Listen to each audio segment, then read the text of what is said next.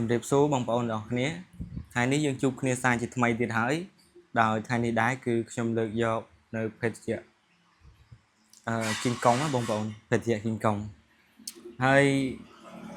ឥឡូវយើងមកអ៊ុតមើលរង្វាន់គីងកុងនឹងទាំងអស់គ្នាតែម្ដងទៅហើយនេះបងប្អូនមើលខាងលើទៅនេះគឺ set A4 នេះរបស់ក្រុមហ៊ុនហនុមានណាបងប្អូនហើយខាងក្រោមនេះគឺលេខ15ហើយមុននឹងអ៊ុតរង្វាន់គីងកុងនេះដែរខ្ញុំក៏សូមខន្តីអភ័យទោសទៅដល់បងប្អូនទុកជាមុនបើសិនជាខ្ញុំនិយាយទៅលឺលួសឬក៏ពាក្យពេចន៍មិនសមរម្យនៅកន្លែងណាមួយដោយចេតនាសូមបងប្អូនអធិស្ឋានអភ័យអត់ទោសដល់ខ្ញុំផងហើយបងប្អូនដែលមិនទាន់ជួយចុច Subscribe ដល់ Channel ខ្ញុំសូមបងប្អូនជួយចុច Subscribe ដល់ Channel ខ្ញុំម្នាក់មួយផងចុចជាវរួចដាក់សញ្ញាកណ្ដឹងម្នាក់មួយផងហើយដាក់រូបកណ្ដឹងផងបងប្អូនអរគ្នានិងcomment នៅខាងក្រោមម្នាក់មួយផងបងប្អូនអរគ្នាចង់ខ្ញុំលើកយកនៅភេទជាអីដែរបងប្អូនអាច comment នៅខាងក្រោមម្នាក់មួយបានដោយចង់អ៊ុតរង្វាន់ភេទជាអីដែរបងប្អូនអាច comment នៅខាងក្រោមបានណាបងប្អូនខ្ញុំនឹងអាន comment បងប្អូនអរគ្នាហើយឥឡូវបងប្អូនមើលមកជុំណាហើយបើបងប្អូនយកកំប៉ុងដូចនៅក្នុងវីដេអូនេះដែរហើយបានរង្វាន់អីដែរត្រូវរង្វាន់អីដែរបងប្អូនcomment នៅខាងក្រោមម្នាក់មួយផងដើម្បីឲ្យខ្ញុំបានដឹងនៅមតិបងប្អូនទាំងអស់គ្នាផងហើយឥឡូវយើងកុំឲ្យខាតពេលវេលាយូរតោះឥឡូវយើងអ៊ុតមើលរង្វាន់នេះតែម្ដងទៅតោះ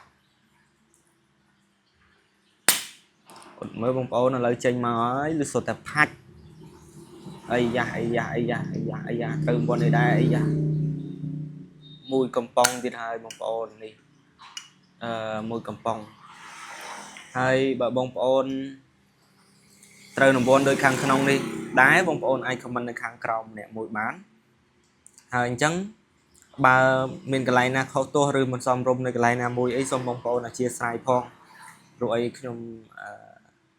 នៅថ្មីដែរទេនៅមានកម្រិតអញ្ចឹងណាបងប្អូនទៅតែរៀនធ្វើដែរអញ្ចឹងណាហើយបងប្អូនអធិស្ឋានឲ្យផង